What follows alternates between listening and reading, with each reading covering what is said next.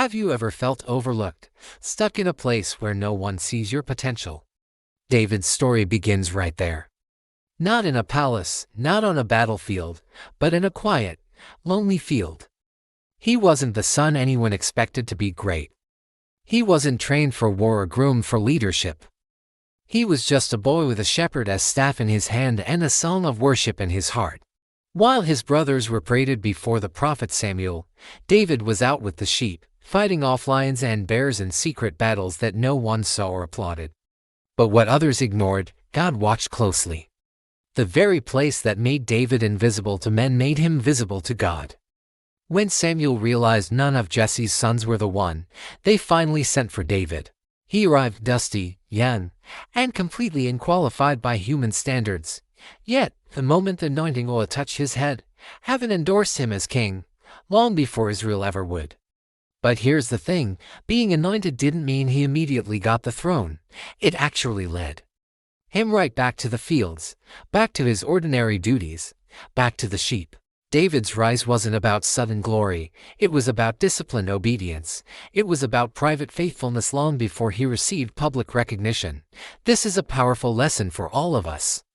The work you do when no one is watching is what prepares you for the platform you were destined for. Then came Goliath, a giant who terrorized an entire nation. Experienced soldiers trembled, King Saul hid behind his armor, and the battlefield fell silent in fear. But David arrived on the scene, carrying bread and cheese for his brothers. And he brought a totally different perspective. He didn't see a giant too big to defeat.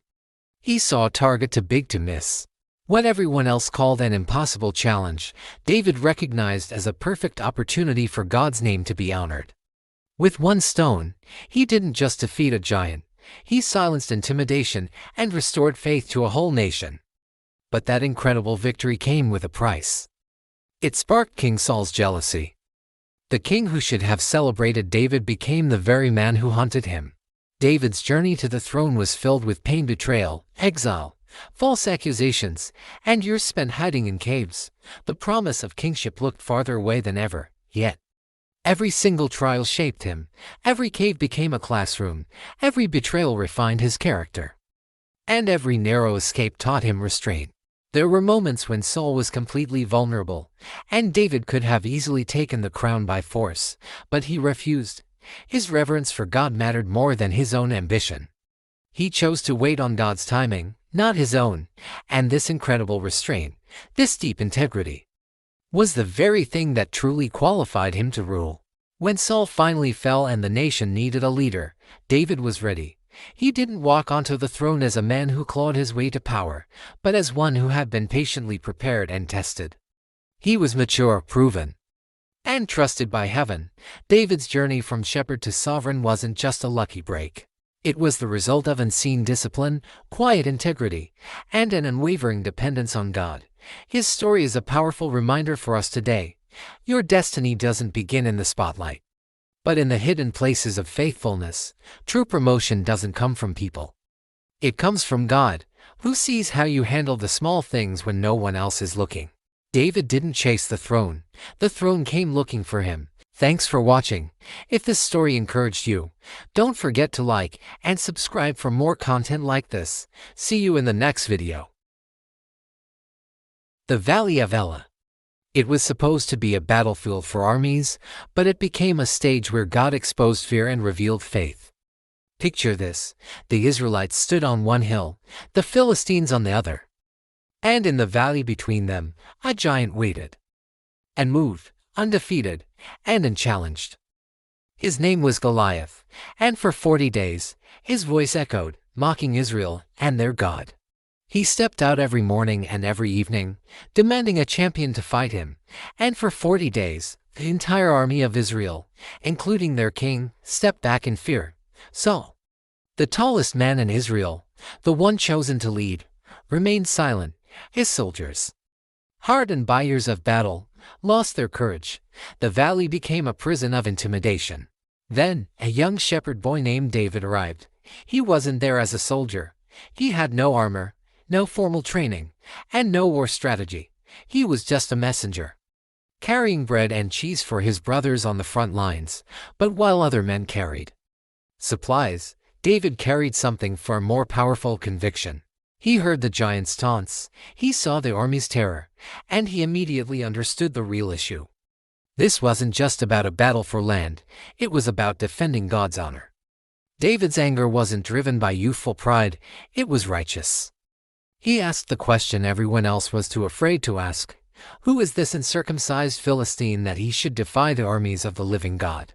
His voice rang with a confidence that wasn't born from his own strength, but from his history with God. He remembered fighting off a lion to protect his sheep. He remembered wrestling a bear. And he remembered that it was God who delivered him each and every time. Those past victories fueled his present faith. When David volunteered to fight Goliath, King Saul tried to help by offering his own armor. A king's armor, the best protection available. But David refused. He couldn't fight in something he hadn't tested. His strength wasn't in bronze or iron. It was in his unwavering trust in God. So, he walked down into that valley with nothing but a shepherd's staff, a sling, and 5 smooth stones he picked from a stream. To everyone watching, it looked like a suicide mission. Goliath certainly thought so.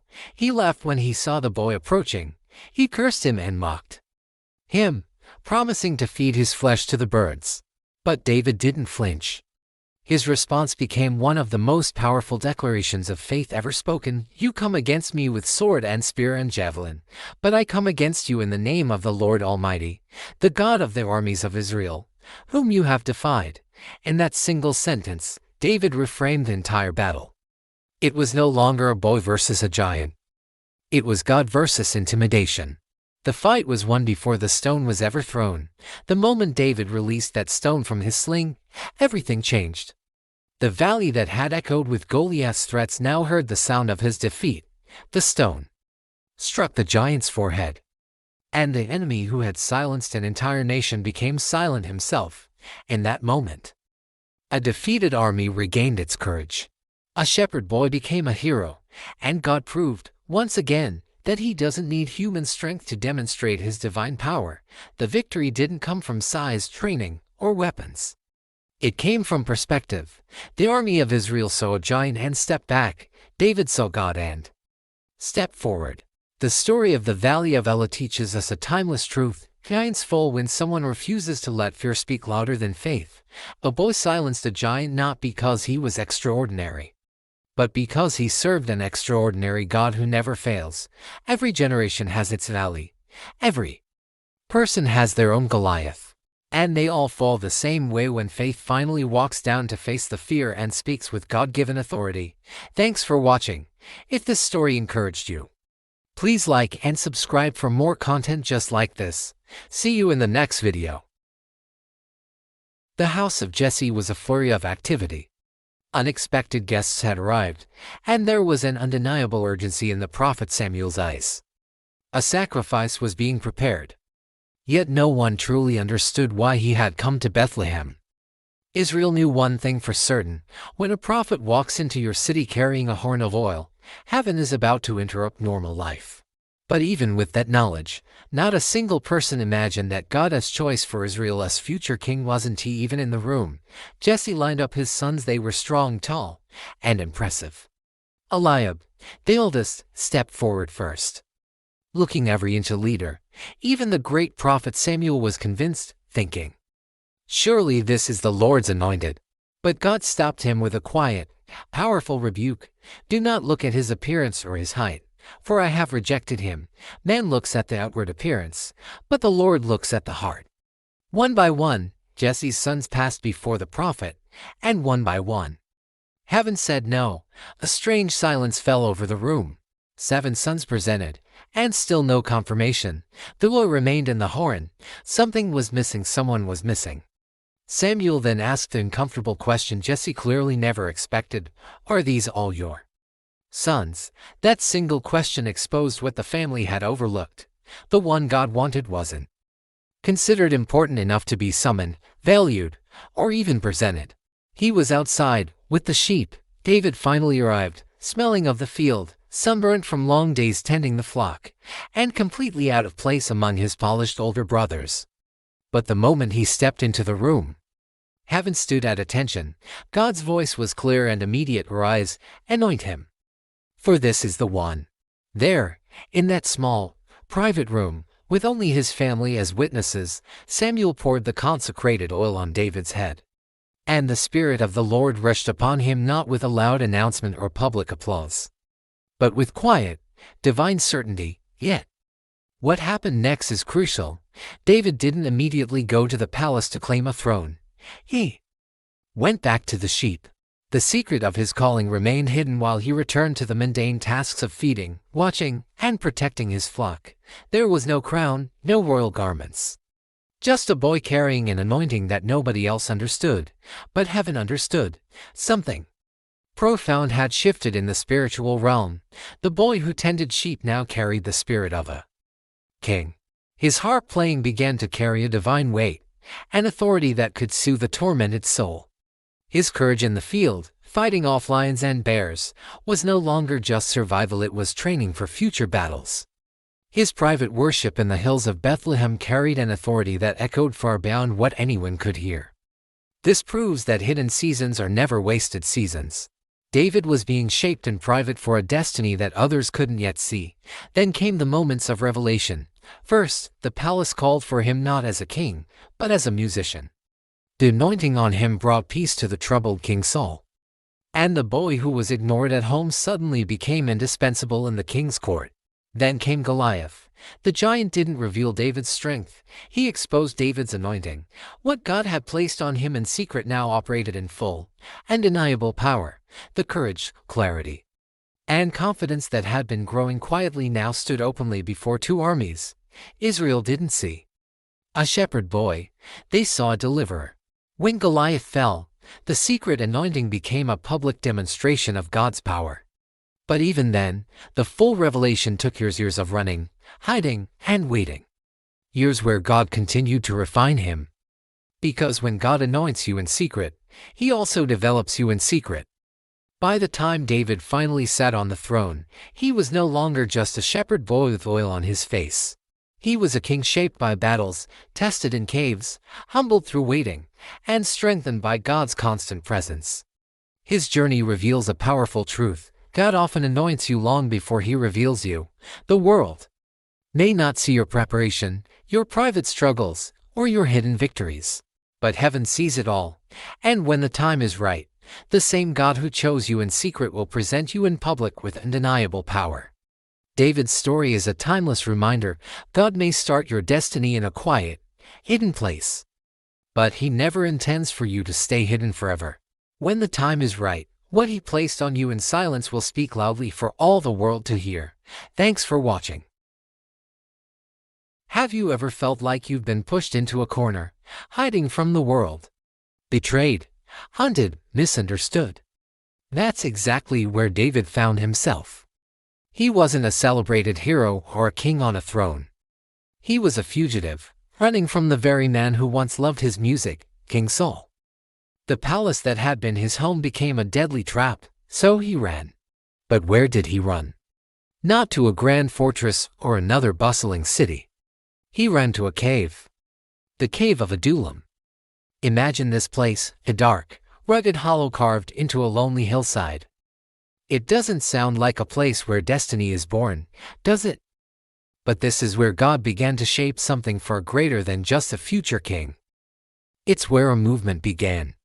Word got out that David was hiding in Adullam. And soon, people started showing up. But these weren't the people you'd expect. The Bible describes them bluntly: everyone who was in distress, everyone who was in debt, and everyone who was discontented. These were the outcasts, the broken, the men who had failed at life and were crushed by the system. They were a mess. But they saw something in David that the kingdom lacked: real courage, genuine compassion, and a sense of purpose. So they gathered in that cave, a collection of scattered, wounded souls. But being near David started to change them. The man running from a king became the leader of hundreds. The cave that should have echoed with fear became a training ground for greatness. Adullam was transforming into a womb, where brokenness was being reborn as strength. David didn't preach sermons at them. He lived among them. He didn't pretend to be fearless. He wrote his psalms. his raw, honest prayers. Right there in the darkness with them, his vulnerability didn't make them weaker. It made them stronger. His prayers under pressure became their masterclass in faith. And a radical transformation began, slowly but surely. The distressed became disciplined, the men in debt became dependable, the discontented became fiercely determined. These were the very men who would one day be known as David's mighty men, legendary warriors whose courage and loyalty would shake nations. But their story didn't start on a glorious battlefield. It started in a dark, forgotten cave. Their strength was forged in darkness. Their loyalty was born in struggle. Their identities were restored through shared hardship. The cave of Adullam teaches us a powerful truth. Sometimes, God takes you to a dark place not to end your story, but to rewrite it. He pulls you out of the spotlight so he can build something in you that the public can't see. The cave isn't a coffin, it's a classroom. It's not a prison, it's a preparation ground. It's not the end, it's the birthplace of a warrior. God hid David before he revealed him. He surrounded him with a band of misfits so that when victory came, no one could claim it was due to human talent or elite training. God was assembling an army not from the polished soldiers of Saul's palace, but from the men society had thrown away. By the time David rose to power, these once broken men stood beside him as legends. Their loyalty was unbreakable because it wasn't forged in the comfort of a palace, but in the crucible of the cave. Maybe you feel like you're in a cave right now. A place of isolation, failure, or fear. Remember Adullam, this isn't your final destination, it's your transition. This is where humility replaces pride. Where dependence on a higher power replaces self-reliance. It's where ordinary, wounded people are shaped into instruments of extraordinary victory. God can turn your hiding place into a launching pad, and your cave into a cradle of greatness. He specializes in turning broken people into mighty warriors. Thanks for watching. If this story resonated with you, hit that like button and subscribe for more content that dives deep into the stories that shape us. See you in the next one. Come from the very place he served so faithfully. After he killed Goliath and restored Israel's confidence, he became the nation's hope. But that hope threatened King Saul. What should have been a celebration turned into the beginning of hostility. The throne David honored now saw him as a threat. And when fear grips a leader's heart, anything can happen. It all began subtly. Saul watched David with suspicion, measuring every shout of praise from the people. Choirs sang, "Saul has slain his thousands, and David his tens of thousands." Instead of rejoicing, Saul's heart grew dark. You see, jealousy grows quietly, but then it strikes violently. One afternoon, David sat in the palace, playing the harp just as he always did, calming the king's troubled spirit with worship. His back was turned, his guard was down. His intentions were completely pure, but Saul's envy had matured into something deadly, gripping. His spear, the king hurled it across the room with intent to pin David to the wall. David moved. Not because he was expecting danger, but because God preserved him. The spear meant to end his destiny only exposed what was in Saul's heart. That day, the throne fought back but it failed. And that failure only fueled Saul's rage. The attacks didn't stop there. Saul tried it again. He attempted to kill David privately and publicly. He sent soldiers to David's home. He plotted traps. He sent David on missions designed to end his life. The throne became the enemy of the very man God had chosen to sit on it in the future. Yet David responded with a restraint that defied all logic. He didn't retaliate. He didn't plot revenge. He didn't gather supporters to overthrow Saul. Simply escaped carrying his harp, his integrity, and his calling. David understood something most of us miss. If you fight for a throne God hasn't given you yet, you disqualify yourself from ever having it.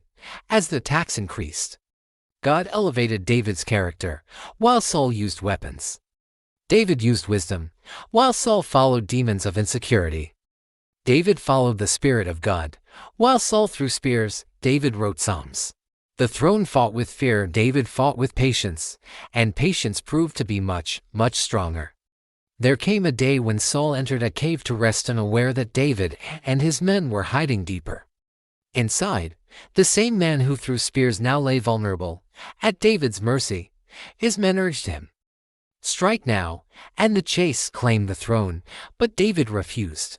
He cut only a piece of Saul's robe and spared his life. That single act revealed the difference between the two men. Saul held a throne but lacked the heart of a king. David held integrity but waited for God to give him the throne. This restraint troubled Saul more than any spear could have. David's refusal to fight back exposed the truth: God was with him. Eventually, Saul's attempts to kill David collapsed under their own weight. Every spear he threw returned to him as judgment. Every scheme failed. Every chase ended in frustration. The throne fought back. But it couldn't win, not against a man protected by purpose, not against someone who refused to let bitterness corrupt him, and certainly not against a destiny ordained by God. When Saul finally fell in battle, David didn't rejoice. He mourned. His heart remained clean, even toward the man who tried repeatedly to end his life. David's triumph wasn't that he dodged the spears, it was that the spears never changed who he was. His victory was internal long before it became political. He conquered jealousy with honor, revenge with mercy, and fear with faith. And that inner strength is what made him worthy of the throne Saul tried so hard to guard. David's story teaches us a powerful truth. When God calls you, no throne can block you. No spear can stop you. And no enemy can cancel what heaven has declared. You don't win by throwing spears back, you win by outgrowing them. Thanks for watching. If this story encouraged you, please like and subscribe for more content like this. See you next time.